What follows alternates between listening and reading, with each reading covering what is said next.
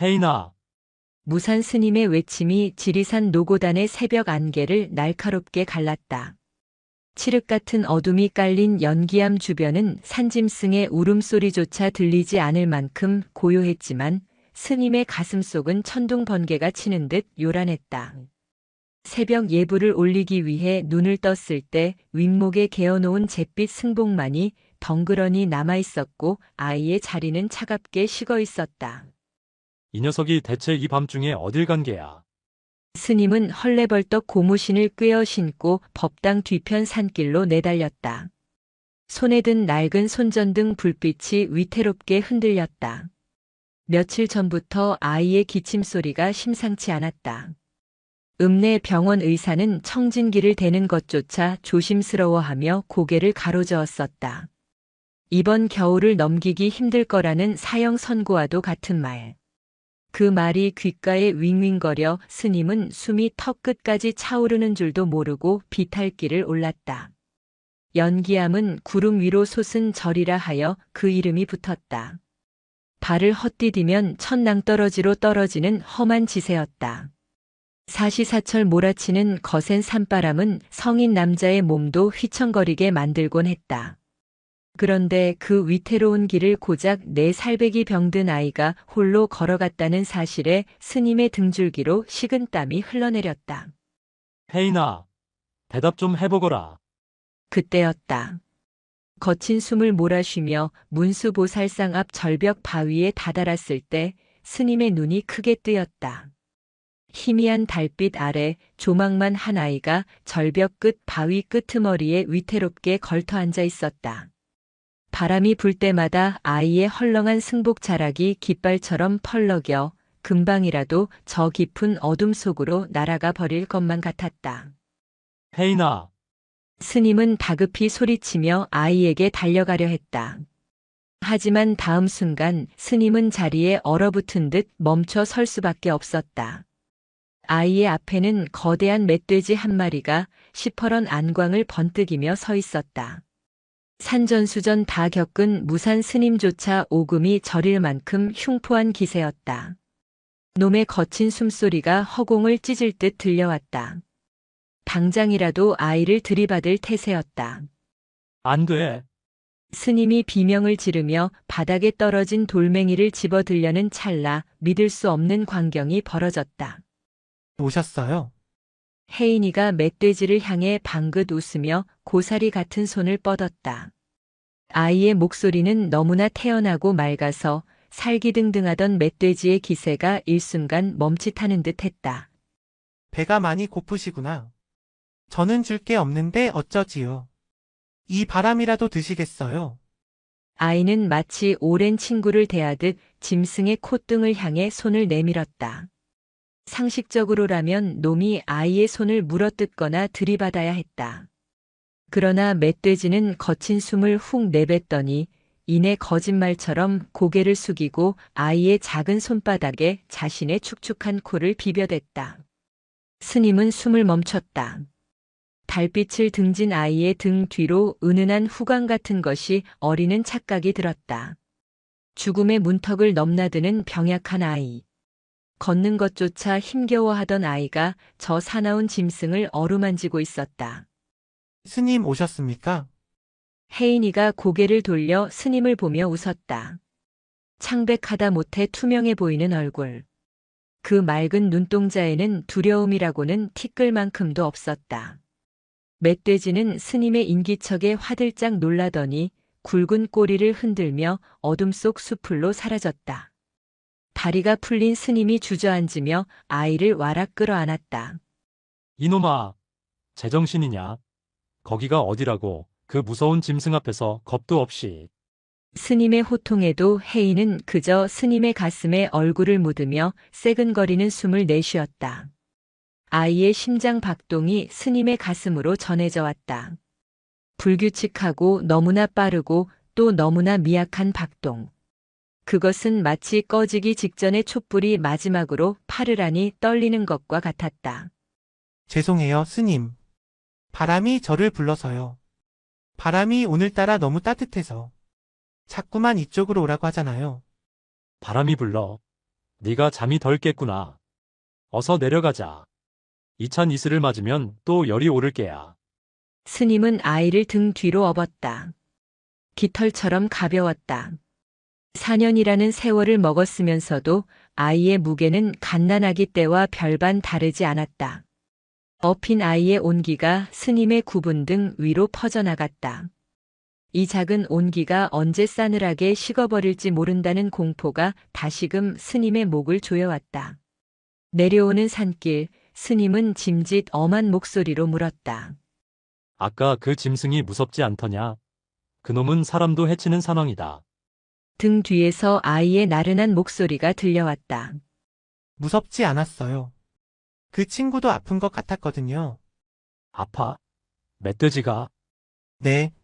다리에 가시가 박혔나 봐요. 쿵쿵 하고 걸을 때마다 땅이 아파했어요. 그래서 제가 호하고 부러졌어요. 스님은 아무 말도 할 수 없었다. 자신은 공포에 질려보지 못했던 것을 이 어린아이는 보고 있었다. 살기등등한 짐승의 눈빛 너머에 있는 고통을. 법당에 도착했을 때 혜인은 이미 스님의 등에서 깊은 잠에 빠져 있었다. 아이를 아랫목에 눕히고 이불을 덮어주던 스님의 손이 미세하게 떨렸다. 아이의 얼굴은 평온해 보였지만 입술은 검푸르게 질려 있었다. 스님은 법당의 부처님을 올려다보았다. 평생을 불제자로 살며 수많은 번뇌를 끊어냈다 자부했건만 이 작은 생명 앞에서는 모든 수행이 모래성처럼 무너져 내렸다. 부처님, 어찌하여 이리 가혹하십니까? 저 맑은 아이에게 숨쉬는 고통을 주시나이까? 스님의 눈가에 맺힌 물기가 촛불에 비쳐 일렁였다. 밖에는 다시 거센 바람이 불어와 풍경 소리가 댕그랑 댕그랑 하며 산사의 새벽을 깨우고 있었다. 그것은 마치 아이의 생명을 재촉하는 소리 같아서 스님은 황급히 문을 닫아 걸었다. 날이 밝자마자 스님은 약탕기를 걸었다. 지리산 약초꾼에게 사정하여 구한 귀한 산삼과 도라지, 그리고 기관지에 좋다는 온갖 약재를 넣고 정성껏 타렸다. 매캐하면서도 쌉싸름한 냄새가 암자를 가득 채웠다. 혜인아, 일어나서 약 먹자. 혜인은 밤새 식은 땀을 흘려 베개가 흠뻑 젖어 있었다. 힘겹게 눈을 뜬 아이가 쓴 약사발을 군말 없이 받아들었다. 또래 아이들 같았으면 쓰다고 투정을 부리거나 사탕을 달라 때를 썼을 터였다. 하지만 혜인은 4살 아이가 지을 수 있는 표정이 아닌 마치 다 알고 있다는 듯한 덤덤한 얼굴로 꿀꺽꿀꺽 약을 삼켰다. 스님, 약에서 흙냄새가 나요. 그래, 땅의 기운을 먹어야 내 몸이 단단해지는 법이다. 그럼 저도 땅이 되는 거예요. 뭐라? 혜인이 빈 사발을 내려놓으며 씩 웃었다.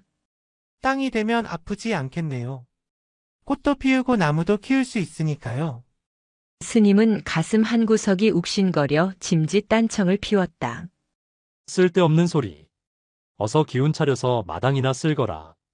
밥값은 해야지. 네, 주지 스님.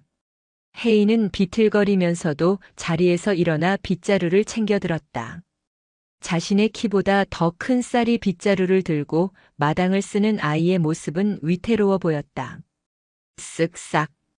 빗자루 질 한 번에 22번 몰아쉬었다. 그날 오후 암자로 낯선 손님이 찾아왔다. 구례 읍내 보건소의 공중보건이었다.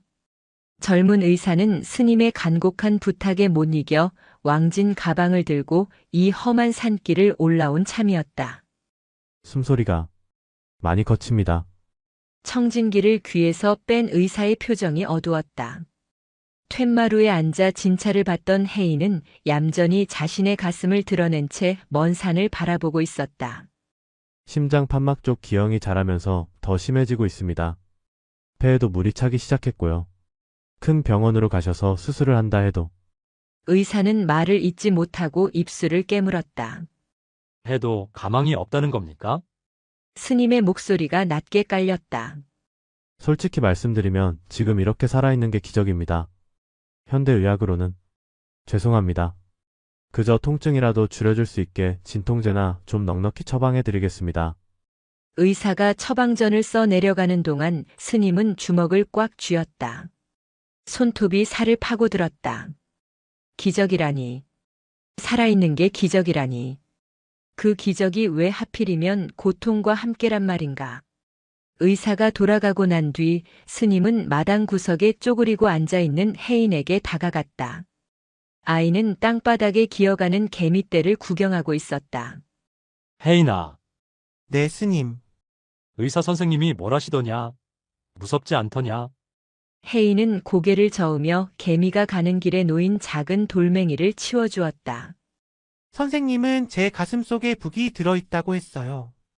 쿵쿵 너무 크게 울려서 제가 힘든 거라고요. 그런데 스님, 저는 아픈 게 아니에요. 혜인이 고개를 들어 스님을 올려다보았다. 투명한 햇살이 아이의 긴 속눈썹에 내려앉았다. 아픈 게 아니라면 무엇이냐? 껍질을 벗는 중이에요. 스님은 미간을 찌푸렸다. 껍질. 네. 매미가 나무에서 노래를 부르려면 등을 찢고 나와야 하잖아요. 저도 지금 그런 거예요. 이 무거운 몸을 벗고 나비처럼 훨훨 날아가려고 준비하는 거예요. 그래서 가슴이 쿵쿵거리고 숨이 찬 거예요. 날개를 펴야 하니까요. 스님은 망치로 뒤통수를 얻어맞은 듯한 충격을 받았다. 4살 아이의 입에서 나올 수 있는 말이 아니었다. 생에 대한 집착으로 전전긍긍하는 늙은 수행자를 비웃기라도 하듯 아이는 이미 삶과 죽음의 경계를 놀이처럼 받아들이고 있었다. 누가 그런 말을 가르쳐 주더냐? 아무도요. 그냥 알아요. 저기 소나무도 그렇고 민들레도 그렇고 다들 그렇게 옷을 갈아입잖아요. 혜인은 웃으며 자리에서 일어났다. 그러나 채 몇 발자국 떼기도 전에 아이의 몸이 휘청거렸다. 으, 혜인이 가슴을 부여잡으며 쓰러지듯 자리에 주저앉았다. 얼굴이 백지장처럼 하얗게 질리고 입술이 파르르 떨렸다. 갑작스러운 호흡 곤란이었다. 혜인아, 스님이 비호처럼 달려들어 아이를 안아들었다. 아이의 작은 몸이 뻣뻣하게 굳어가고 있었다. 숨을 쉬어라. 혜인아, 숨을 들이마셔. 어서. 스님은 아이의 등을 두드리며 필사적으로 소리쳤다. 하지만 아이의 눈동자는 자꾸만 위로 넘어갔고 가녀린 목에서는 그르렁거리는 쇠 긁는 소리만이 새어나왔다. 이럴 수는 없다. 절대 안 돼. 스님은 아이를 안고 법당으로 뛰어들어갔다. 차라리 내 생명을 앗아가라고 내 남은 수명을 이 아이에게 주라고 부처님 멱살이라도 잡고 싶은 심정이었다. 법당 바닥에 아이를 눕히고 기도를 확보했다. 스님의 굵은 눈물방울이 아이의 뺨 위로 뚝뚝 떨어졌다. 그때 고통 속에서 허우적대던 혜인의 손이 스님의 옷자락을 힘겹게 붙잡았다. 님, 그래, 여기 있다. 스님 여기 있어. 정신 차려라. 울지 마세요. 아이는 숨이 넘어가는 와중에도 스님의 눈물을 닦아주려 애쓰고 있었다. 제가 나비가 되면 스님 어깨에 제일 먼저 앉을게요. 그 말을 끝으로 아이의 고개가 툭 떨어졌다. 혜인아, 혜인아. 스님의 절규가 연기함을 뒤흔들었다. 법당 밖 처마 끝에 매달린 풍경이 미친 듯이 울부짖었다. 지리산의 바람이 통곡하듯 몰아치고 있었다. 이것이 끝인가? 정말로 이렇게 허망하게 가는 것인가? 스님은 아이의 싸늘해지는 손을 잡고 오열했다. 하지만 그때였다. 닫혀있던 법당 문이 거센 바람에 쾅 하고 열렸다. 동시에 법당 안으로 들이닥친 것은 차가운 바람이 아니었다. 향기였다. 한겨울에는 절대 맡을 수 없는 짙고 그윽한 연꽃 향기가 법당 안을 가득 채우기 시작했다. 그리고 거짓말처럼 축 늘어졌던 혜인의 가슴팍에서 미세한 빛이 새어나오기 시작했다. 법당 안을 휘감은 것은 분명 꽃내음이었다. 그것도 한여름 뙤약볕 아래 진흙을 뚫고 피어난 청년의 맑고 서늘한 향기였다. 문틈으로 황소바람이 들이치는 한겨울 지리산 꼭대기, 모든 생명이 얼어붙은 이 동토의 암자에서 맡을 수 있는 냄새가 아니었다. 무산 스님은 자신의 코를 의심하며 숨을 크게 들이켰다. 향냄새도 묵은 나무 냄새도 아니었다. 그 향기는 코끝을 스치는 순간 머릿속의 번뇌를 하얗게 지워버릴 만큼 강렬하고도 청아했다. 그때 끊어질 듯 가늘게 이어지던 혜인의 신음소리가 잦아들고 대신 편안한 숨소리가 들려왔다. 죽음의 문턱을 넘어 저승의 입구까지 갔던 아이의 가슴에서 새어나오던 기이한 빛이 서서히 아이의 몸속으로 스며들 듯 사라졌다. 스님은 떨리는 손으로 아이의 손목을 잡았다. 얼음장처럼 차갑던 손에 거짓말처럼 온기가 돌고 있었다. 툭툭툭. 미약하지만 규칙적인 맥박이 손끝에 전해졌다. 멈추려던 심장이 다시 힘차게 펌프질을 시작한 것이다. 부처님! 스님은 바닥에 이마를 찌우며 오열했다. 그것은 감사의 눈물인 동시에 알 수 없는 경외감에서 오는 전율이었다. 방금 전 목격한 그 빛과 향기는 인간의 영역이 아니었다. 평생을 선방에 앉아 화두를 들고 씨름해 온 자신조차 단 한 번도 경험해보지 못한 선정의 깊은 단계에서나 마주할 법한 법열의 경지였다. 아이가 깊은 잠에 빠진 것을 확인한 스님은 홀린 듯 법당 문을 열고 밖으로 나갔다. 새벽녘의 푸르스름한 어둠이 연기암을 감싸고 있었다. 밤새 몰아치던 눈보라는 멎어 있었고 마당에는 무릎까지 빠질 만큼 하얀 눈이 소복이 쌓여 있었다. 스님은 마당 한가운데 섰다.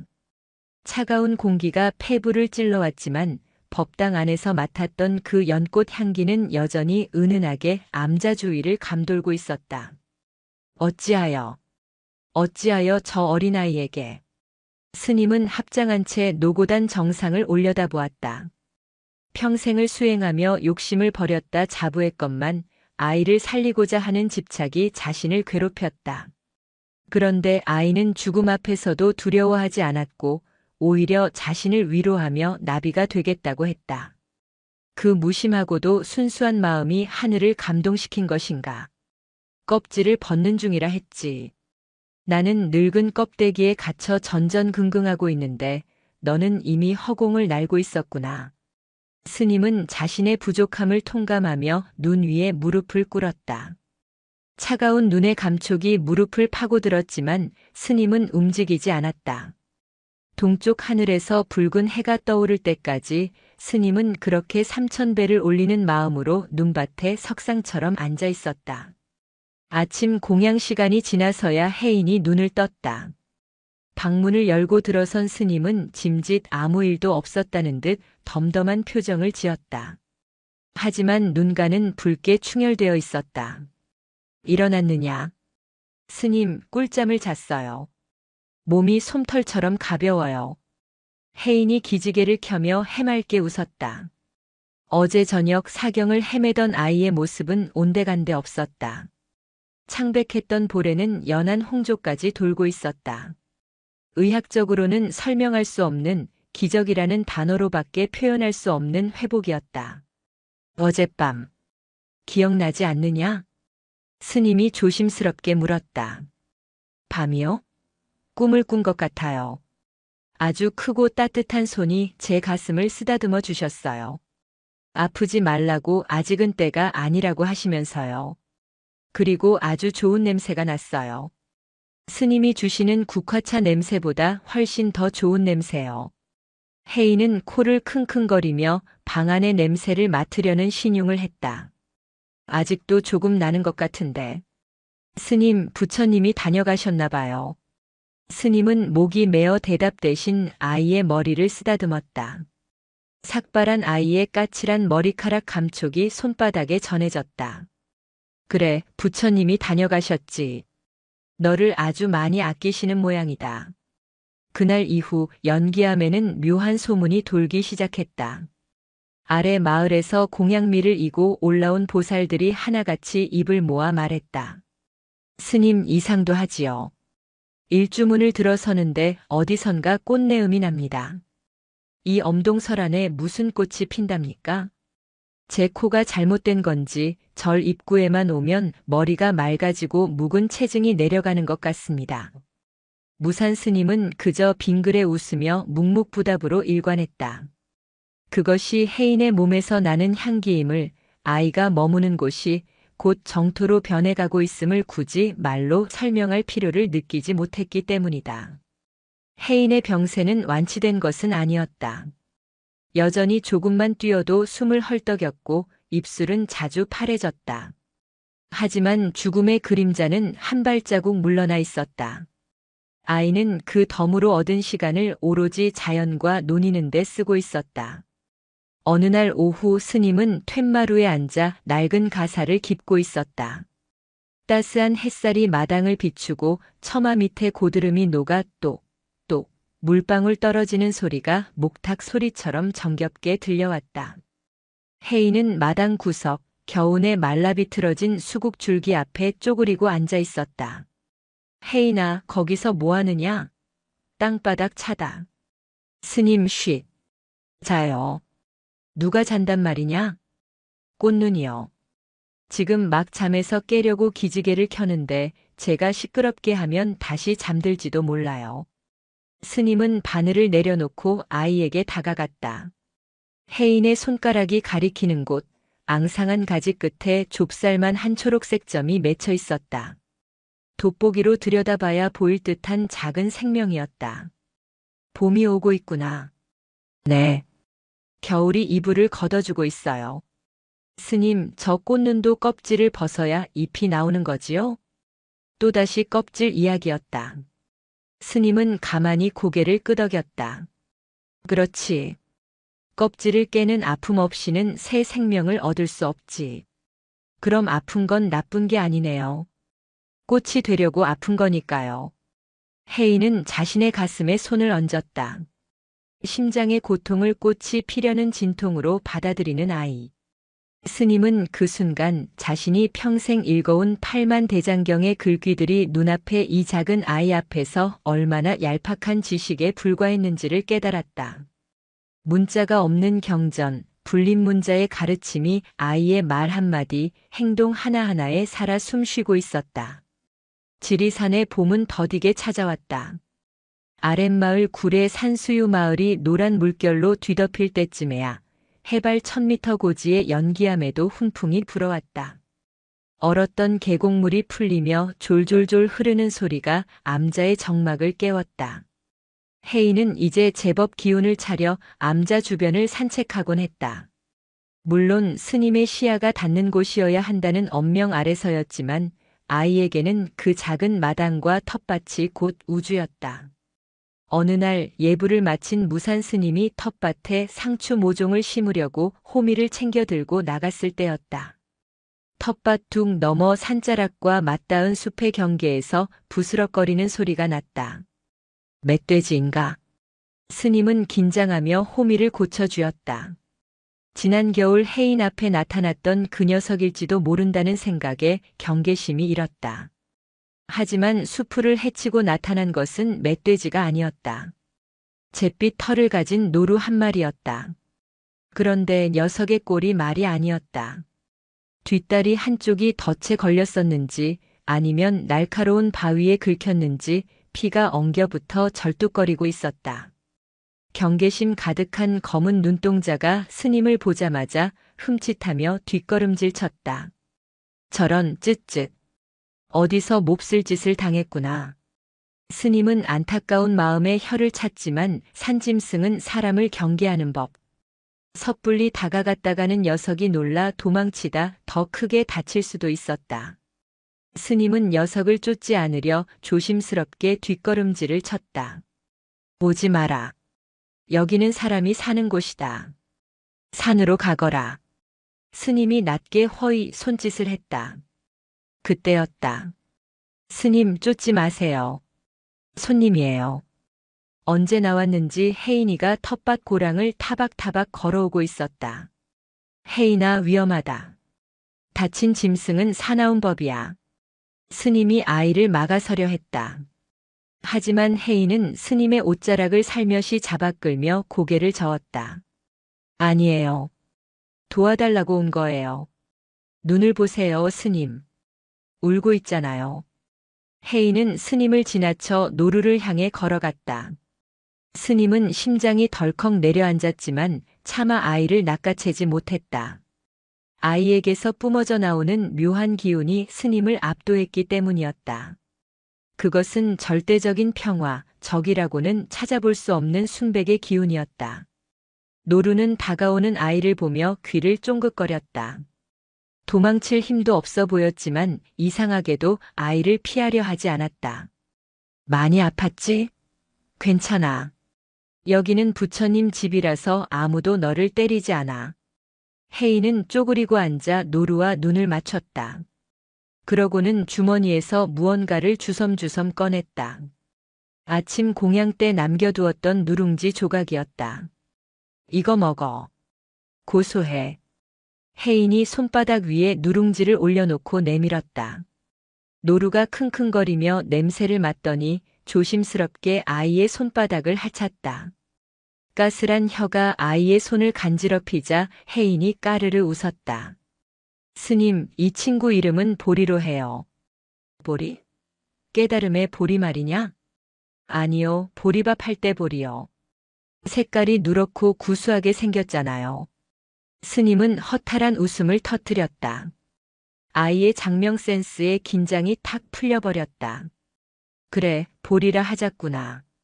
그런데 상처는 어찌한담. 스님은 방으로 들어가 구급 상자를 챙겨 나왔다. 항생제 연고와 붕대. 사람에게 쓰는 것이지만 짐승에게도 효과가 있을 터였다. 신기하게도 노루는 스님이 상처 부위에 털을 깎고 소독약을 바르는 동안 얌전히 있었다.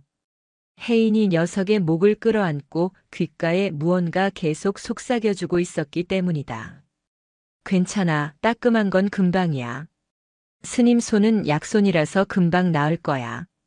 치료가 끝나고 붕대까지 감아주자 노루는 한결 편안해진 듯 그 자리에 털썩 주저앉았다. 아예 눌러앉을 기세였다. 허허, 요놈 봐라. 여기가 제 안방인 줄 아네. 스님, 보리가 오늘 여기서 자고 가도 돼요? 혜인이 초롱초롱한 눈으로 물었다. 절은 수행하는 곳이다. 짐승을 들릴 수는 없어.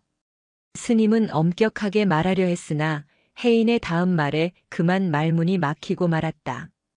부처님은 전생에 호랑이한테 몸도 내주셨다면서요. 우리는 몸을 주는 것도 아니고 잠만 재워주는 건데 부처님이 화내실까요? 스님은 헛기침을 하며 고개를 돌렸다.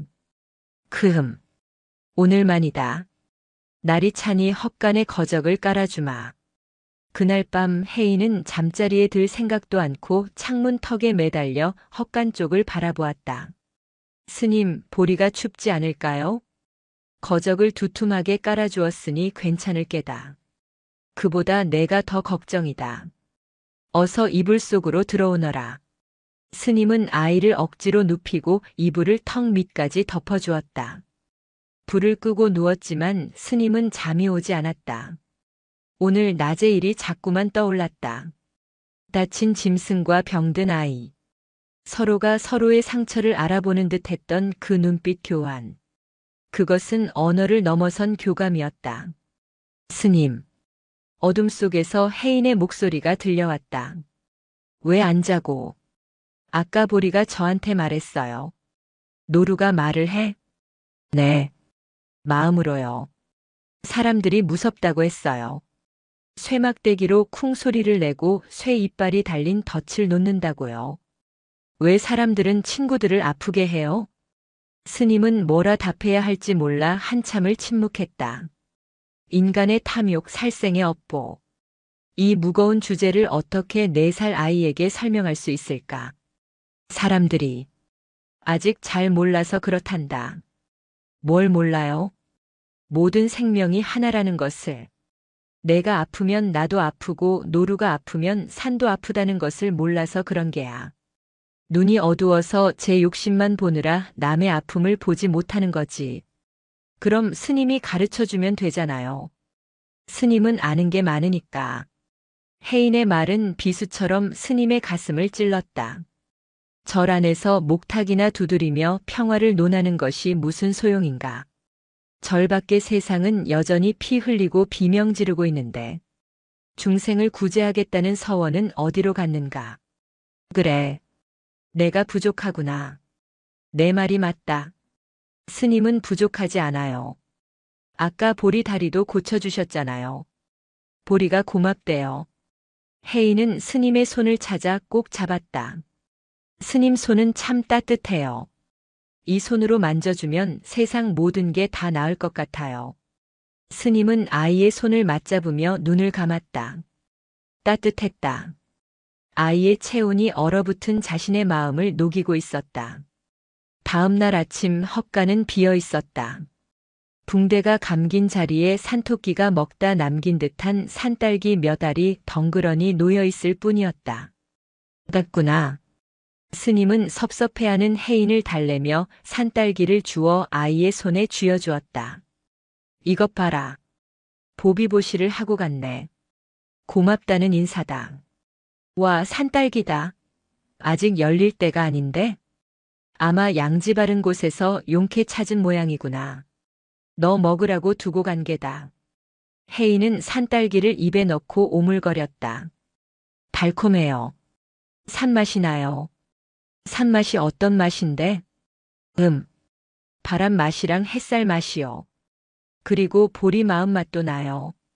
그날 오후부터 연기암에는 더 많은 산짐승들이 기웃거리기 시작했다. 다람쥐가 툇마루 밑에 도토리를 숨겨두고 가질 않나, 까치가 혜인의 어깨에 앉아 깍깍거리며 수다를 떨다 가질 않나. 연기암은 이제 사람이 사는 절이 아니라 산속 모든 생명이 쉬어가는 쉼터가 되어가고 있었다. 그리고 그 중심에는 언제나 혜인이가 있었다. 자연의 일부가 되어, 아니 자연 그 자체가 되어 호흡하는 아이. 스님은 그런 혜인을 보며 불성이라는 단어를 떠올렸다. 책 속에 있는 부처가 아니라 살아 숨쉬는 부처가 바로 여기 있음을. 하지만 봄이 무르익을수록 역설적이게도 혜인의 숨소리는 다시 조금씩 거칠어지고 있었다. 꽃이 피면 질 때가 오듯 아이의 육신이라는 껍질은 점점 얇아지고 있었다. 그 얇은 막 너머로 영혼의 빛은 더욱 투명하게 빛나고 있었지만 스님은 다가올 이별을 예감하며 남몰래 가슴을 쳤다. 발 없는 말이 천리를 간다 했던가. 지리산 깊은 골짜기 구름도 쉬어간다는 연기암의 기이한 소문이 당도한 것은 진달래가 지고 철쭉이 산허리를 붉게 물들릴 무렵이었다. 처음에는 약초를 캐는 신만이들 사이에서 아름아름 퍼지던 이야기였다. 노고단 및 암자에 사는 어린 동자승이 산짐승을 부리고 죽어가는 나무를 살려내며 그 아이 곁에만 가도 씻은 듯이 병이 낫더라는 살을 보태고 뼈를 깎아 만든 전설 같은 이야기였다. 그 아이 눈을 한 번만 마주쳐도 3년 묵은 체증이 내려간다네. 아니야, 내가 직접 봤어. 다리가 부러진 노루가 그 아이 앞에서 절을 하고 가더라니까. 소문은 산바람을 타고 아랫마을 구례장터로 다시 섬진강 줄기를 따라 하동과 남원까지 번져나갔다. 고요하던 연기암의 산길이 소란스러워지기 시작했다.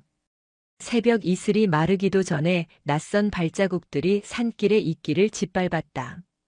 아이를 낳지 못해 애태우는 여인, 원인 모를 병으로 시름하는 노인, 사업 실패로 지푸라기라도 잡고 싶은 중년 사내들이 거친 숨을 몰아쉬며 가파른 비탈길을 올라왔다. 무산 스님은 법당 앞마당을 가득 메운 사람들을 보며 긴 한숨을 내쉬었다. 여기는 기도하는 도량입니다. 소란 피우지 말고 돌아들 가십시오. 스님의 호통에도 사람들은 아랑곳하지 않았다. 오히려 합장하며 애원하거나 품에서 꼬깃꼬깃한 쌈짓돈을 꺼내 불전함에 억지로 밀어넣으려 했다. 스님, 제발 한 번만 뵙게 해주이소. 우리 손자가 열병으로 다 죽어갑니다. 동자 스님 한 번만 안아보면 소원이 없겠습니다. 그들의 눈은 간절했지만 동시에 번들거리는 탐욕으로 가득 차 있었다. 그것은 순수한 신심이라기보다는 요행을 바라는 끈적하고 탁한 욕망이었다. 방 안에 갇힌 혜인은 문살 틈으로 그 광경을 내다보고 있었다. 스님, 저 사람들은 왜 다들 무거운 짐을 지고 있어요? 방으로 들어온 무산 스님에게 혜인이 물었다. 짐이라니? 배낭 말이냐? 아니요. 어깨 위에요. 시커멓고 냄새나는 돌덩이들을 하나씩 짊어지고 있어요. 그래서 허리가 굽은 건가 봐요. 스님은 아이의 눈에만 보이는 업보의 형상을 짐작하고 씁쓸하게 웃었다. 그래, 욕심이라는 짐이다. 내려놓으면 편할 것을 죽을 때까지 지고 가겠다고 저리 아등바등하는구나. 그때 밖에서 찢어지는 듯한 비명소리가 들렸다. 아이고, 나 죽네. 내 다리. 한 노파가 마당 한가운데 주저앉아 통곡하고 있었다. 굽은 허리에 지팡이를 짚고 올라오다 탈이 난 모양이었다.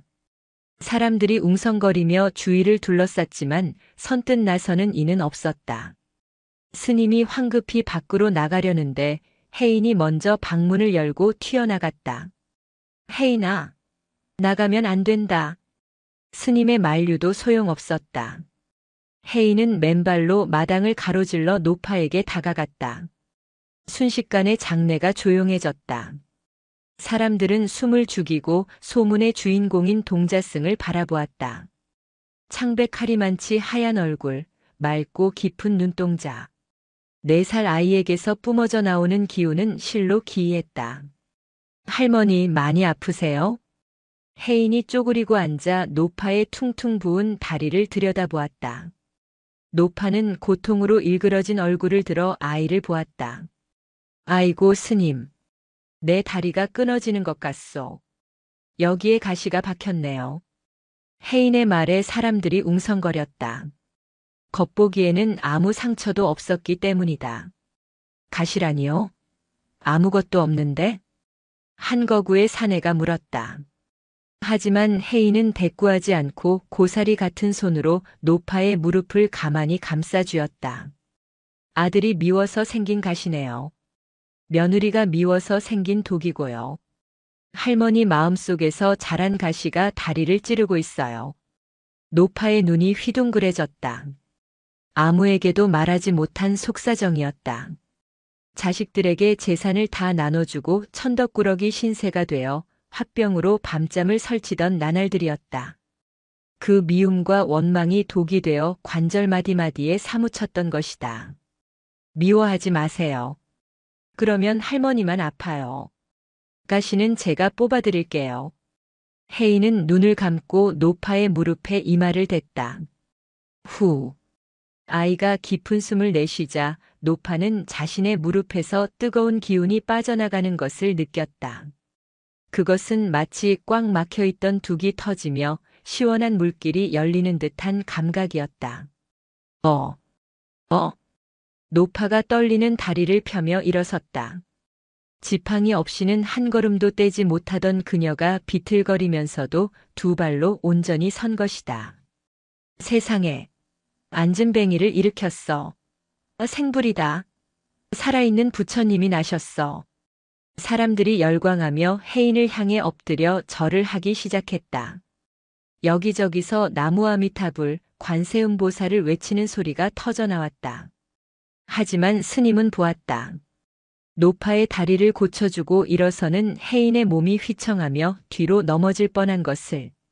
아이의 얼굴이 순식간에 잿빛으로 변해 있었다. 타인의 고통을 자신의 몸으로 받아낸 것이다. 그만하십시오. 썩 물러가란 말입니다. 스님은 사자후를 토하며 혜인을 안고 법당으로 뛰어들어갔다. 굳게 닫힌 문 밖에서는 여전히 사람들의 환호와 통곡이 뒤섞인 기이한 소음이 계속되었다. 그것은 흡사지옥의 아수라장을 연상케 했다. 방 안에 눕힌 혜인은 가쁜 숨을 몰아쉬었다. 스님, 할머니 가시가 제 가슴을 찔러요. 미련한 녀석. 남의 업을 내가 왜 가져온단 말이냐. 내 몸 하나 건사하기도 힘든 녀석이. 스님은 눈물을 삼키며 아이의 가슴을 문질러 주었다. 혜인은 고통스러운 와중에도 희미하게 미소 지었다. 그래도 할머니가 이제 안 울잖아요. 웃으면서 내려가시잖아요. 스님은 할 말을 잃었다. 아이의 자비심은 무모할 정도로 맹목적이었다. 너는 어찌하여 이토록 아낌없이 주는 나무가 되려 하느냐. 스님은 밤새 아이의 머리맡을 지키며 천수경을 외웠다. 제발 이 아이를 세상의 탐욕으로부터 지켜달라고. 여름이 깊어지자 지리산의 녹음은 더욱 짙어졌고 매미 소리가 하늘을 찌를 듯 요란해졌다. 연기암을 찾는 발길은 줄어들 기미가 보이지 않았다. 오히려 더 굵직하고 힘있는 자들이 찾아오기 시작했다. 어느 무더운 오후 고급 승용차 한 대가 좁은 산길을 비집고 올라오다 결국 연기암 입구에서 멈춰 섰다. 차에서 내린 이는 서울에서 왔다는 최 회장이었다. 기름진 얼굴에 번들거리는 양복을 입은 그는 수행원들을 거느리고 거만하게 경내로 들어섰다. 주지 스님 계시오? 무산 스님은 툇마루에서 묵묵히 찻잔을 닦고 있었다. 누구십니까? 서울에서 사업하는 최가라고 합니다. 소문 듣고 왔소이다. 여기가 그리 용하다면서요? 최 회장은 묻지도 않고 마루 끝에 걸터 앉으며 부채질을 해댔다. 용하고 자시고 할 게 뭐 있겠습니까? 그저 밥 먹고 수행하는 절일 뿐입니다. 에이, 겸손도 지나치면 오만이라 합디다. 내 단도직입적으로 말하리다. 우리 아버님이 지금 병원에서 산소호흡기를 끼고 계시는데 병원에서는 준비하라고 합디다. 하지만 나는 지금 상을 치를 수가 없어. 상속 문제도 덜 끝났고 세무조사도 있고 딱 1년 아니 6개월만 더 살게 해주시오. 그는 수행원에게 눈짓을 했다. 그러자 사과 상자만 한 가방 하나가 스님 앞에 턱하니 놓였다. 지퍼가 살짝 열린 틈으로 붉은색 수표 다발이 보였다. 이 절 다 쓰러져 가던데. 내가 기와 불사 시원하게 새로 해드리지. 진입로도 아스팔트로 싹 깔아주고. 어떻소? 스님의 눈썹이 꿈틀거렸다. 부처님의 도량을 돈으로 흥정하려 드는 저 오만함에 피가 거꾸로 솟는 듯 했다. 가져가십시오. 생명은 돈으로 사는 물건이 아닙니다. 부처님 앞에서 장사하려 들지 마십시오. 이 양반이. 돈 싫어하는 중이 어디 있어? 모자라요? 더 채워줘? 최 회장이 언성을 높이며 삿대질을 했다. 분위기가 험악해지자 수행원들이 험상궂은 표정으로 스님을 에워쌌다. 그때였다. 아저씨, 그거 무거워요. 혜인이 마당 한 구석에서 걸어왔다. 손에는 시들어서 고개를 숙인 개망초 꽃 한 송이가 들려 있었다. 뭐야, 이 꼬마는? 내가 그 신동이냐? 최 회장이 흥미롭다는 듯 혜인을 훑어보았다. 너 내 아버지 살릴 수 있어? 살려주면 내가 이 산을 몽땅 사서 내 놀이터로 만들어주마. 혜인은 고개를 갸웃거렸다. 할아버지는 집에 가고 싶어 하시는데요. 지? 무슨 소리야? 병원에 계신다니까. 아니요. 진짜 집이요. 흙으로 된 집. 그만 쉬고 싶다고 껍질이 너무 무겁다고 하시는데 아저씨가 자꾸 못 가게 붙잡고 있잖아요. 최 회장의 표정이 굳어졌다. 이 녀석이 재수 없는 소리를. 내가 얼마나 효자 노릇을 하고 있는데. 효자가 아니에요. 아저씨는 할아버지를 사랑하는 게 아니라 할아버지 주머니에 있는 돈을 사랑하는 거잖아요. 전곡을 찔린 최 회장의 얼굴이 불그락푸르락해졌다. 이 건방진 놈이. 최 회장이 손을 들어 혜인을 때리려는 신용을 했다. 무산 스님이 벌떡 일어났으나 혜인은 눈 하나 깜짝하지 않았다.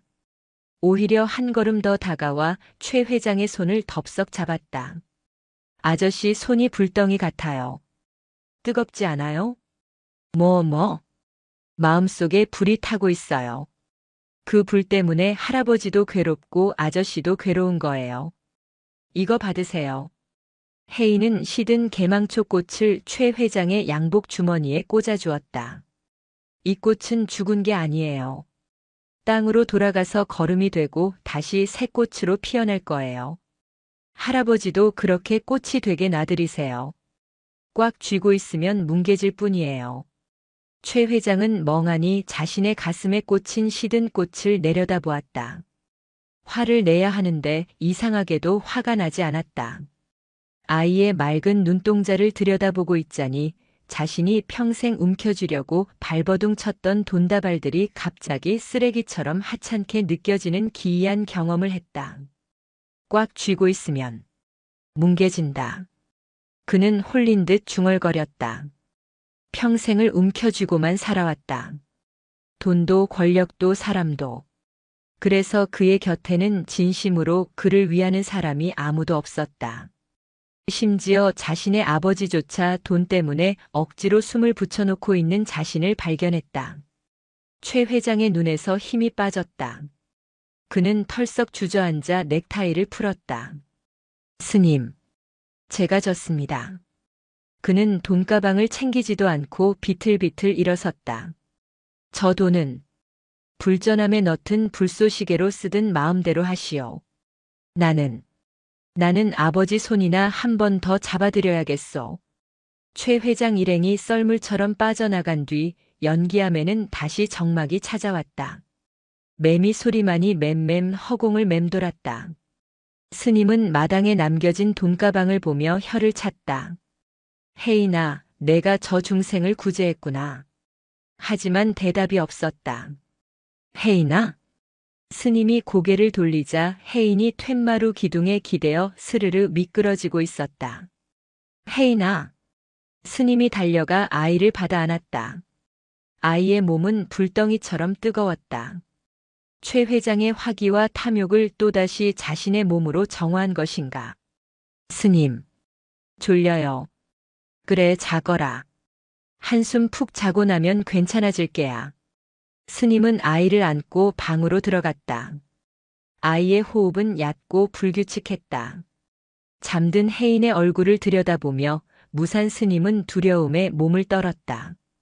아이의 능력이 세상에 알려질수록 아이의 생명은 촛불처럼 빠르게 타들어가고 있었다. 세속의 탁한 기운을 정화하기엔 아이의 그릇이 너무나 맑고 여렸기 때문이다. 그날 밤 스님은 결단을 내려야 했다. 이대로 있다가는 아이를 잃게 될 것이 자명했다. 세상으로부터 아이를 숨겨야 했다. 아니, 세상의 때가 묻지 않는 더 깊고 높은 곳, 구름조차 넘지 못하는 곳으로 가야 했다. 내일 떠나자. 아무도 없는 곳으로. 스님은 잠든 아이의 손을 잡고 굳게 다짐했다. 밤하늘에 별똥별 하나가 길게 꼬리를 물며 지리산 능선 너머로 떨어졌다. 마치 한 생명의 운명을 예고하듯이. 동이 트기 전 새벽 안개가 지리산 자락을 두껍게 덮고 있던 시각이었다. 무산 스님은 혜인을 등에 업고 도둑 고양이처럼 연기암 뒷문을 빠져나왔다. 등 뒤로 멀어지는 암자의 처마 끝에 달린 풍경만이 댕그랑 댕그랑 하며 작별 인사를 건넸다. 스님, 우리 어디 가요? 등에 업힌 혜인이 잠이 덜 깬 목소리로 웅얼거렸다. 스님은 아이를 업은 포대기를 고쳐 매며 나직이 대답했다. 구름도 쉬어가고 바람도 잠시 머물다 가는 곳, 아주 높은 곳으로 간다. 거기에는 사람들이 안 와요? 그래. 거기는 길도 없고 표지판도 없어서 욕심 많은 사람들은 찾을 수가 없단다. 좋다. 그럼 나무랑 새들이랑만 놀 수 있겠네요. 혜인은 안도한 듯 스님의 등 뒤에 얼굴을 파묻었다. 스님의 승복에서 나는 묵은 땀 냄새와 향 냄새가 아이에게는 세상에서 가장 포근한 이불이었다. 스님이 향한 곳은 연기암에서도 한참을 더 올라가야 하는 반야봉 중턱에 버려진 토굴이었다. 옛날 이름 모를 고승이 수행하다 입적했다는 전설만 전해질 뿐 인적이 끊긴 지 수십 년이 지난 곳이었다. 길은 험했다. 가시덤불이 승복을 잡아채고 이끼 낀 바위는 발을 미끄러뜨렸다. 하지만 스님은 쉬지 않았다. 날이 밝아 등산객들이 몰려오기 전에 그들의 호기심 어린 시선이 닿지 않는 결계 너머로 아이를 숨겨야 했다. 한참을 올랐을까 숨이 턱까지 차오르고 다리가 후들거릴 즈음 시야가 트이며 낡은 톡을 하나가 모습을 드러냈다. 지붕은 반쯤 무너져 있었고 문짝은 떨어져 나가 횡하니 뚫려 있었다. 그러나 그 앞에는 천년을 살았을 법한 주목 한 그루가 묵묵히 서서 아래 세상을 내려다보고 있었다. 다 왔다. 스님은 해인을 툇마루에 내려놓았다. 먼지가 풀썩 일었다. 여기가 우리 집이에요? 해인은 눈을 반짝이며 주위를 둘러보았다. 그래. 비록 누추하지만 여기라면 아무도 우리를 방해하지 않을 게다. 와, 하늘이 머리에 닿을 것 같아요. 스님, 저기 구름 지나가는 것 좀 보세요. 솜사탕 같아요. 해인은 무너진 집보다 눈앞에 펼쳐진 구름 바다에 더 관심이 많았다. 아이의 눈에는 폐허가 된 토굴이 아니라 구름 위에 지은 천상의 궁전으로 보이는 듯 했다. 스님은 서둘러 짐을 풀었다. 챙겨온 것은 쌀 두어 대와 이불 그리고 약탕기뿐이었다. 무너진 아궁이를 고치고 썩은 문짝을 뜯어내고 거적을 달았다. 샘터는 톡을 바로 뒤 바위 틈에서 석간수가 흘러나오고 있어 다행이었다. 산중의 생활은 단순했다. 해가 뜨면 일어나고 배가 고프면 밥을 짓고 어두워지면 잠을 청했다. 전기도 들어오지 않는 칠흑 같은 밤이면 촛불 하나의 의지에 서로의 얼굴을 마주 보았다. 스님, 심심하지 않으세요? 어느 날 밤 해인이 물었다. 심심하다니. 바람 소리 듣고 별 구경하고 내 숨소리 듣는 것만으로도 하루가 모자란데. 저는 조금 미안해서요. 뭐가 말이냐? 저 때문에 스님이 큰 절을 놔두고 이런 데 와서 고생하시잖아요. 다른 스님들이 주지 스님 도망갔다고 흉보면 어떡해요. 스님은 빙그레 웃으며 찻잔을 들었다. 이 녀석아, 중이 절을 떠나는 건 흉이 아니다. 오히려 한 곳에 머물러 고인물이 되는 게 흉이지. 나는 너 덕분에 평생 못 해본 진짜 수행을 하는 중이다. 진짜 수행이요? 그래. 내 똥 기저귀 빨고 너 밥 먹이고 내 아픈 다리 주무르는 것. 그게 가부좌 틀고 앉아있는 것보다 100배는 더 큰 수행이더구나. 해인은 알 듯 모를 듯한 표정으로 끄덕였다. 산속의 시간은 더디게 흘렀지만 해인의 몸은 빠르게 시들어가고 있었다. 맑은 공기와 고요함 덕분에 마음은 평온해졌으나 이미 망가진 심장은 그 기능을 다해가는 중이었다. 해인은 이제 하루의 대부분을 툇마루에 누워서 보냈다. 일어나 앉을 기운조차 없었지만 눈빛만은 더욱 형형하게 빛났다. 스님, 저기 다람쥐 왔어요. 저번 개 친구인가 봐요. 해인이 손가락 하나를 까딱여 처마 끝을 가리켰다. 다람쥐 한 마리가 쪼르르 내려와 해인의 발치에 도토리를 놓고 갔다. 녀석, 밥값은 하는구나. 스님은 애써 밝은 척 농담을 건넸지만 속은 새까맣게 타들어가고 있었다. 아이의 손발이 점점 차가워지고 부종으로 얼굴이 퉁퉁 부어오르고 있었다. 약초를 다려 먹여도 다 토해내기 일쑤였다. 어느 날 스님은 톡을 뒤편에서 땔감을 구하다가 이상한 소리를 들었다. 누군가와 대화하는 듯한 해인의 목소리였다. 그래. 알겠어. 조금만 더 있다가 갈게. 스님이 슬퍼하시잖아. 스님은 가슴이 철렁 내려앉았다. 조심스럽게 마당으로 돌아와 보니 해인은 허공을 응시하며 혼잣말을 하고 있었다. 해인아, 누구와 이야기했느냐? 아, 바람이요. 바람이 뭐라 하더냐? 이제 갈 때가 되었다고요. 나뭇잎들도 다 떨어지고 겨울 채비를 하는데 저만 꿈을 대고 있다고요. 스님은 털썩 자리에 주저앉아 아이의 손을 꽉 잡았다. 안 된다. 못 간다. 이 스님 두고 내가 어딜 간단 말이냐. 스님의 목소리가 젖어들었다. 평생을 공술의 공수거라 가르쳐온 자신이 고작 4살 아이의 옷자락을 붙잡고 애원하고 있었다. 스님, 울지 마세요. 혜인이 스님의 눈물을 고사리 같은 손으로 닦아주었다. 저는 가는 게 아니에요. 그냥 흩어지는 거예요. 흩어진다니? 민들레 홀씨처럼요. 바람 타고 훨훨 날아가서 산에도 앉고 강에도 앉고 스님 가사 위에도 앉을 거예요. 그러니까 저는 어디에나 있는 거예요. 생사불이. 삶과 죽음이 둘이 아니며 형태만 바뀔 뿐 본질은 영원하다는 진리. 그것을 아이는 너무나 쉬운 말로 설명하고 있었다. 스님은 아이의 품에 얼굴을 묻고 소리 죽여 울었다. 스승이 제자를 가르치는 것이 아니라 제자가 스승을, 아니 부처가 중생을 위로하고 있었다. 지리산의 가을이 절정에 달했다. 산 전체가 붉고 노란 불길에 휩싸인 듯 타올랐다. 토굴 앞 주목나무도 붉은 열매를 가득 매달았다. 혜인은 이제 물 한 모금 넘기기 힘든 상태가 되었다. 몸은 앙상하게 말라 뼈만 남았고 숨소리는 가래가 끓어 그르렁거렸다. 하지만 고통스러운 기색은 없었다. 오히려 육신의 고통을 초월한 듯 표정은 갓 피어난 연꽃처럼 맑고 고요했다. 스님, 오늘은 밖으로 나가고 싶어요. 며칠째 방 안에만 누워있던 혜인이 보채듯 말했다. 바람이 차다. 감기 든다. 괜찮아요. 가을이 가는 걸 보고 싶어요. 마지막이잖아요. 마지막이라는 단어에 스님은 마음이 무너져 내렸지만 아이의 청을 거절할 수 없었다. 스님은 두꺼운 솜니불로 아이를 꽁꽁 싸매고 툇마루 양지 바른 곳에 앉혔다. 따스한 가을 햇살이 아이의 창백한 얼굴 위로 쏟아졌다. 혜인은 눈을 지그시 감고 그 온기를 음미했다. 따뜻하다. 엄마 품이 이런 걸까요? 혜인은 태어나자마자 절 앞에 버려져 부모의 얼굴을 몰랐다. 그래, 대자연이 곧 어미지.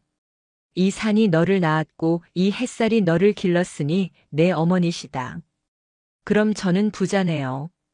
이렇게 큰 어머니가 계시니까요. 혜인이 힘겹게 미소 지었다. 그때 숲속에서 부스럭거리는 소리가 났다. 한두 마리가 아니었다. 멧돼지 가족, 노루, 고라니, 그리고 다람쥐와 산토끼들이 하나둘 마당으로 모여들었다. 평소 같으면 서로를 경계하며 으르렁거렸을 짐승들이 오늘은 마치 약속이라도 한 듯 조용히 토굴 앞마당에 자리를 잡고 앉았다. 어허, 이 녀석들이. 스님은 놀라 입을 다물지 못했다. 산짐승들이 혜인을 보러 온 것이다. 떠나는 왕을 배웅하러 온 신하들처럼 혹은 친구의 마지막 길을 지키려는 도반들처럼 그들은 침묵 속에 혜인을 바라보았다. 다들 왔구나.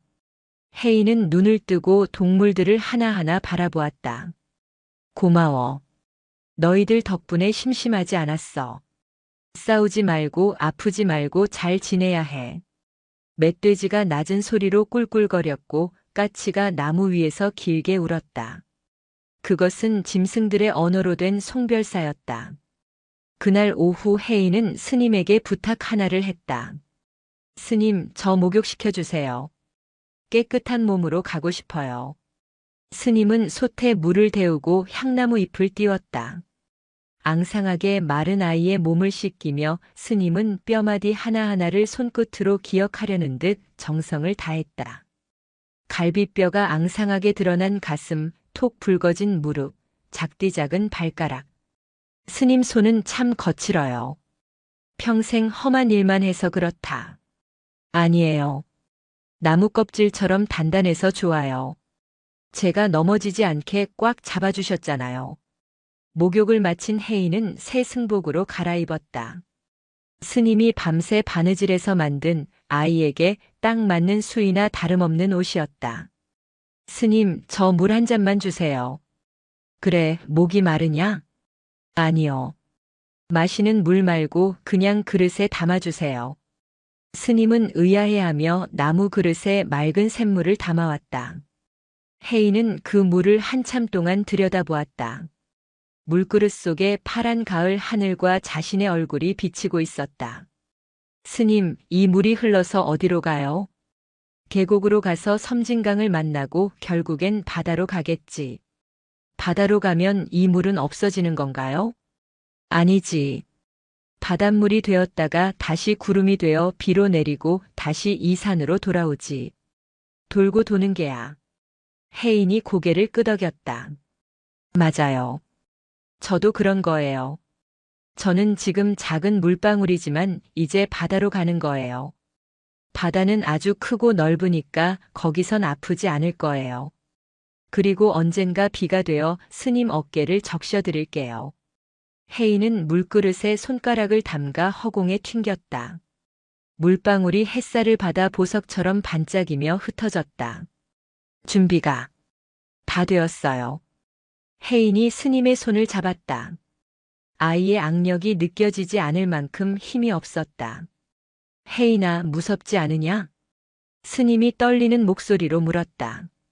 조금요. 처음 가는 길이라서요. 하지만 괜찮아요. 부처님이 마중 나오신댔어요. 스님, 약속 하나만 해주세요. 무엇이든 말만 하거라. 제가 없어도 울지 말고 밥 잘 챙겨 드세요. 그리고 저를 땅에 묻지 말고 불에 태워서 바람에 날려주세요. 갇혀있는 건 싫어요. 오냐 오냐?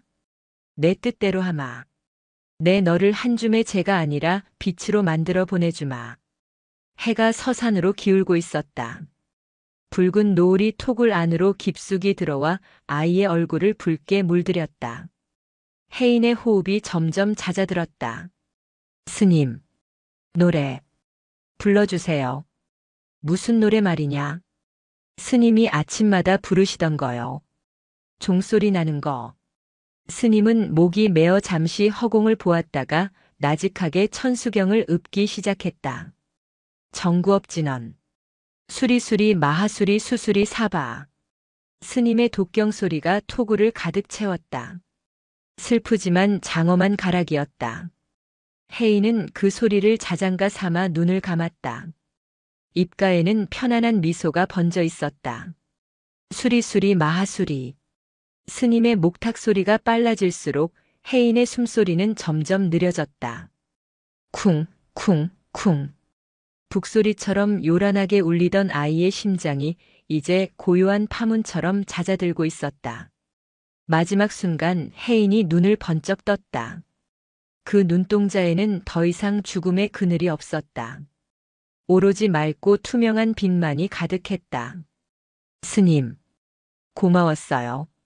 안녕. 아주 작은 속삭임. 그리고 아이의 고개가 스르르 옆으로 기울어졌다. 쥐고 있던 스님의 손에서 힘이 빠져나갔다. 순간 토굴 밖에서 한 줄기 바람이 불어와 방문을 덜컹 흔들었다. 툇마루 끝에 매달아둔 풍경이 땡그랑 하고 맑은 소리를 내며 울렸다. 그것은 영혼이 육신이라는 껍질을 벗고 날아오르는 소리였다. 스님은 독경을 멈추지 않았다. 목소리가 갈라지고 눈물범벅이 되었지만 아이가 가는 길이 외롭지 않도록 끝까지 연부를 이어갔다. 나무아미타불, 관세음보살, 극락왕생 하소서. 방 안에는 다시 그 향기가 났다. 연기함에서 맡았던 그 짙은 연꽃 향기. 그러나 이번에는 슬픔의 향기가 아니라 완전한 해탈의 향기였다. 밖에는 어느새 첫눈이 흩날리고 있었다. 붉은 단풍 위로 하얀 눈이 소복이 내려앉으며 세상의 모든 색을 지워가고 있었다. 밤새 내린 눈은 세상을 하얗게 덮어 어디가 길이고 어디가 숲인지 분간할 수 없게 만들었다. 그 순백의 정막 속에 혜인의 작은 육신이 놓여 있었다. 무산 스님은 마을로 내려가 사람을 부르지 않았다. 시신을 운구할 상여도 곡을 해줄 사람도 부르지 않기로 했다. 그것은 혜인이 원했던 바였고 스님 또한 이 아이의 마지막 가는 길을 세상의 소란스러움으로 더럽히고 싶지 않았기 때문이다. 가자 혜인아. 마지막 소풍이다. 스님은 뻣뻣하게 굳은 아이의 몸을 안아들었다. 깃털처럼 가벼웠다. 생명이라는 무게가 빠져나간 육신은 그저 낡은 옷가지처럼 허전했다. 스님은 톡을 뒤편 바람이 가장 잘 통하는 너럭바위 위로 향했다. 그곳에 미리 마른 참나무 장작을 우물정자로 쌓아 다비장을 마련해 두었다. 아이를 장작더미 위에 눕히고 스님은 자신이 입던 가사를 벗어 덮어주었다. 아이의 얼굴은 잠든 듯 평온했다. 금방이라도 눈을 뜨고 스님 배고파요. 라고 말할 것만 같아 스님은 몇 번이나 아이의 볼을 어루만졌다. 불은 뜨겁지 않을 게다. 그저 너를 얽매던 껍질을 태우고 너를 자유롭게 해주는 날개가 되어줄 게야. 스님은 떨리는 손으로 불을 붙였다. 마른 장작에 불이 옮겨 붙자 타닥타닥 하는 소리와 함께 매캐한 연기가 피어올랐다. 불길은 금세 거세졌다. 붉은 혀를 날름거리는 화마가 아이의 작은 몸을 감싸 안았다. 스님은 그 자리에 주저앉아 목탁을 두드렸다. 불생불멸, 불구부정, 나지도 않고 멸하지도 않으며 더럽지도 않고 깨끗하지도 않다. 반야심경의 구절이 스님의 입을 통해 흘러나왔지만 눈에서는 하염없이 눈물이 쏟아졌다. 머리로는 생사가 하나임을 알겠으나 가슴은 찢어지는 듯 아팠다. 자식 같은 아이, 스승 같은 아이를 한 줌의 재로 만드는 과정은 뼈를 깎는 고통이었다. 신기한 일이었다. 보통 시신을 태우면 역한 냄새가 나기 마련인데 해인의 다비식에서는 타는 냄새 대신 은은한 소량기가 났다. 그리고 거센 산바람이 불어오는데도 연기는 흩어지지 않고 수직으로 곧게 하늘로 솟구쳤다. 마치 하늘에서 내려온 동아줄을 잡고 올라가는 영혼의 형상 같았다. 반나절이 지나고 불길이 사그라들었다. 남은 것은 한 줌의 하얀 재뿐이었다. 스님은 식은 재를 정성스럽게 수습하여 낡은 항아리에 담았다. 사리를 찾으려 뒤적거리지 않았다. 해인은 그런 것을 남겨 사람들을 현혹하고 싶지 않다고 했었다. 스님은 항아리를 들고 다시 산을 올랐다. 노고단 정상, 지리산의 능선이 한눈에 내려다 보이는 곳에 섰다. 해인아, 보느냐. 저기가 내가 놀던 숲이고 저기가 구름이 쉬어가는 봉우리다. 스님은 항아리 뚜껑을 열었다. 그리고 바람이 부는 방향으로 한 줌씩 재를 흩뿌렸다. 훨훨 날아가거라. 다시는 아픈 몸으로 오지 말고 바람이 되고 비가 되어 자유롭게 논일 거라. 하얀 가루가 바람을 타고 춤을 추듯 날아갔다. 햇살을 받은 뼛가루가 보석처럼 반짝였다. 스님은 항아리가 비워질 때까지 그리고 그 마지막 가루가 시야에서 완전히 사라질 때까지 허공을 향해 손을 흔들었다. 잘 가라. 내 새끼. 부디 성불하거라. 스님은 빈 항아리를 가슴에 품고 한참을 그 자리에 서 있었다. 산 아래서 불어온 바람이 스님의 젖은 눈가를 식혀주고 지나갔다. 바람 속에 해인의 웃음소리가 섞여 있는 듯 했다. 세월은 유수와 같아 강산이 3번이나 변했다. 그 사이 세상은 천지개벽하듯 변했다. 사람들은 이제 손바닥만 한 기계로 세상 모든 것과 연결되었고 산 아래 구례 마을에는 높은 건물들이 들어섰다. 하지만 노고단 아래 깊은 골짜기 연기암의 시간만큼은 멈춘 듯 더디게 흘렀다. 무산 스님은 이제 허리가 기역자로 굽은 노승이 되었다. 백발이 성성하고 얼굴에는 검버섯이 피었지만 눈빛만은 예전보다 더 맑고 깊어져 있었다. 어느 화창한 봄날 젊은 객승 하나가 연기암을 찾았다. 그는 배낭을 맨 채 땀을 뻘뻘 흘리며 올라와 스님께 합장했다. 큰 스님 뵙고 싶었습니다. 선방에서 수행하다가 스님의 명성을 듣고 찾아왔습니다. 무산 스님은 툇마루에 앉아 콩을 고르다 말고 빙그레 웃었다. 명성은 무슨. 늙은이 밥 축내는 소리나 들었겠지. 아닙니다. 전설처럼 내려오는 이야기를 들었습니다. 예전에 이곳에 살아있는 부처라 불리던 동자승이 있었다지요? 기적을 행하고 동물들과 대화했다는. 젊은 객승의 눈에는 호기심이 가득했다. 무산 스님은 잠시 손을 멈추고 먼 산을 바라보았다. 살아있는 부처라. 그래, 있었지. 아주 맑은 아이였어. 그 아이가 남긴 살이나 유품이 있습니까? 친견하고 가르침을 얻고 싶습니다. 스님은 고개를 저었다. 없네. 탑도 세우지 않았고 부도도 없네. 남긴 것은 아무것도 없어. 객승은 실망한 기색이 역력했다. 그토록 비범한 분이 아무런 흔적도 남기지 않았단 말입니까? 무산 스님은 콩이 담긴 쏘쿠리를 내려놓고 지팡이를 짚고 일어섰다. 따라오게. 스님은 객승을 데리고 법당 뒤편 숲길로 들어갔다. 30년 전 해인과 함께 거닐던 그 길이었다. 숲에는 온갖 야생화가 흐드러지게 피어 있었고 새들이 지저귀는 소리로 소란스러웠다. 어느 오래된 소나무 아래 이르러 스님이 멈춰 섰다. 여기를 보게. 객승이 보니 소나무 밑동에 작은 옹달샘이 하나 있고 그 주변으로 이름 모를 들꽃들이 군락을 이루고 있었다.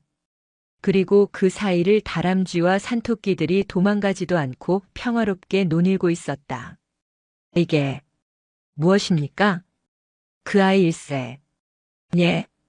그 아이가 한 줌 재가 되어 뿌려진 곳이 바로 이 산일세. 저기 저 소나무의 푸른 잎도 그 아이고 자네 발밑에 핀 민들레도 그 아이고 지금 자네 뺨을 스치는 이 바람도 그 아이일세. 스님은 눈을 감고 바람을 느꼈다. 흔적을 남기지 않았기에 모든 곳에 있는 것이네. 돌 하나 풀 한 포기에 그 아이의 생명이 깃들어 있어. 그러니 따로 찾을 필요가 없네. 자네가 서 있는 그 자리가 바로 그 아이의 법당일세. 객승은 큰 충격을 받은 듯 멍하니 서 있었다. 형상에 집착하여 무언가를 보려 했던 자신의 어리석음이 부끄러워지는 순간이었다. 차나 한잔하고 가게. 스님은 다시 암자로 내려와 객승에게 차를 대접했다. 차에서는 은은한 연꽃 향이 났다. 연못도 없는 산중 암자에서 나는 기이한 향기였다. 객승이 떠나고 다시 암자의 고요가 찾아왔다. 무산 스님은 툇마루 끝에 앉아 졸고 있는 늙은 고양이의 등을 쓰다듬었다. 이 고양이 역시 다친 채로 절 입구에 버려져 있던 것을 스님이 거둔 녀석이었다. 이제 나도 갈 때가 되었구나. 스님은 직감했다. 오늘 밤이 마지막임을. 하지만 두렵거나 슬프지 않았다. 오히려 오랜 여행을 끝내고 집으로 돌아가는 나그네처럼 마음이 설레었다. 스님은 방으로 들어가 깨끗한 승복으로 갈아입고 법당 부처님 앞에 앉아 마지막 삼배를 올렸다. 그리고 다시 툇마루로 나와 정좌하고 앉았다. 해질녘 노을이 지리산을 붉게 물들이기 시작했다. 그때였다. 어디선가 파란 나비 한 마리가 팔랑거리며 날아왔다. 봄에 흔히 볼 수 있는 나비가 아니었다. 날개에서 신비로운 빛을 뿜어내는 그 나비는 스님의 주위를 두어 번 맴돌더니 스님의 왼쪽 어깨 위에 사뿐히 내려앉았다. 스님의 입가에 환한 미소가 번졌다. 30년 전 아이가 했던 약속이 떠올랐기 때문이다. 제가 나비가 되면 스님 어깨에 제일 먼저 앉을게요. 왔구나. 헤이나. 스님은 어깨 위에 나비를 쳐다보며 속삭였다. 나비는 날개를 접었다 폈다 하며 마치 인사를 건네는 듯 했다. 많이 기다렸다. 이제 같이 가자꾸나. 스님은 천천히 눈을 감았다. 호흡이 멈추고 심장이 멈추었다. 하지만 스님의 얼굴은 살아생전 그 어느 때보다 평온해 보였다. 입가에는 아이를 만난 반가움의 미소가 그대로 머물러 있었다. 어깨 위에 나비가 다시 날아올랐다. 나비는 스님의 머리 위를 한 바퀴 돌고는 노을이 지는 서쪽 하늘을 향해 날아갔다. 그리고 그 뒤를 이어 스님의 몸에서 빠져나온 맑은 기운이 나비를 따라 산을 넘고 물을 건너 저 멀리 빛의 세계로 향했다. 산은 여전히 그 자리에 있었고 물은 쉼없이 흘러내렸다. 삶과 죽음이 다르지 않고 가는 것과 오는 것이 다르지 않으니 연기함의 풍경 소리만이 그 영원한 진리를 노래하고 있었다. 댕그랑, 댕그랑.